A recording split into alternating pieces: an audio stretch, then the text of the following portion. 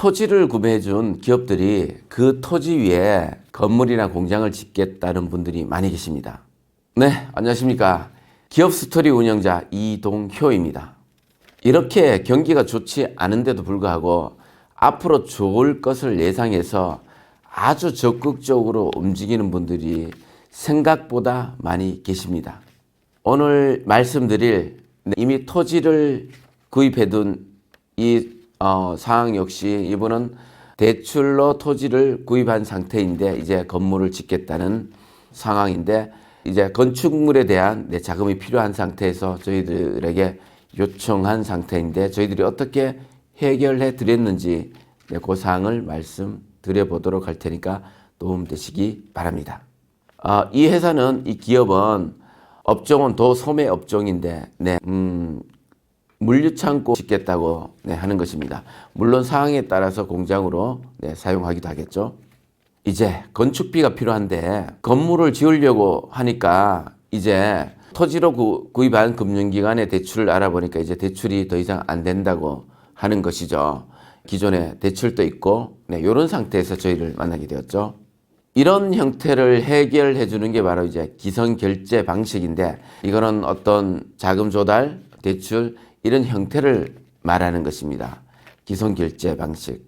즉 건물이 지어진 만큼 지원해 주는 그런 조건인 것이죠. 보통은 30% 전체의 80% 금액에서 3, 4, 2 정도 이렇게 진행을 하고 나머지 20%는 준공검사가 완료된 이후에 전체적인 재검토를 통해서 다시 이루어지게 되는 것입니다. 예를 들어 화성에 위치한 모 기업이 은행에 대출을 12억 3천을 받아서 17억 땅을 매입을 했다면 한 13억 8천 정도 자기 자본으로 구매한 것이 되겠죠.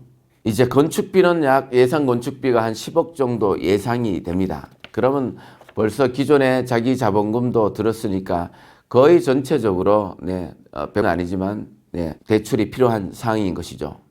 은행별로 금리가 다르다는 거 알고 계시죠? 그리고 또 취급하는 물건들도 대출 물건들도 아마 다 다르다는 걸 알고 계실 것입니다.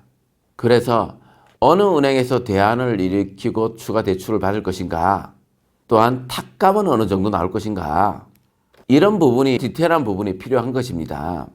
그리고 앞으로 이 기업에서 계속 사용할 것인가, 아니면 임대를 줄 것인가, 임대를 준다면 가능한가, 이런 부분들이 모두 고려되어야 할 사항들입니다. 이렇게 준공 완료 후에 이 해당 기업이 지속적으로 사용할 것인가까지 종합적으로 판단되어야만 이제 시작을 할 수 있는 것입니다. 왜냐하면 금융권 대출이라는 자금 확보에 영향을 미치기 때문이죠. 그래서 전체적인 금융계획서를 세울 수 있는 곳에 문의해서 진행하시는 것이 좋습니다. 아니면 진행이 된 이후에 어느 순간 턱 걸리는 경우가 생기기 마련이죠. 그러니까 내 계획과는 차질이 생긴다는 것이죠. 건물을 다 지어놓고도 말입니다.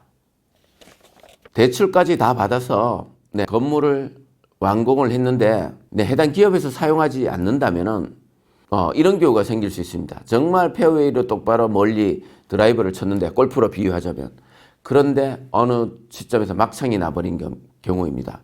아주 잘 쳤는데 막창이 나버린 경우에 오비든 해저드 처리가 되는 것이죠. 똑같습니다. 대출까지 이렇게 잘 진행했는데 내 기업이 운영하지 않는다면 이것은 금융의 오비 해저드 처리가 되는 것입니다. 아무튼 이곳은 전체적인 금융 설계를 끝내고 땡땡 은행에서 탕감을 신청해 두어 상태입니다. 지난해 이와 똑같은 사항을 진행시켰기 때문에 이번에는 아주 쉽게 진행할 수 있는 것이죠. 건물을 올려야 하는데 그때 자금이 필요하시다면 주변에 금융 전문가를 찾으십시오. 감사합니다.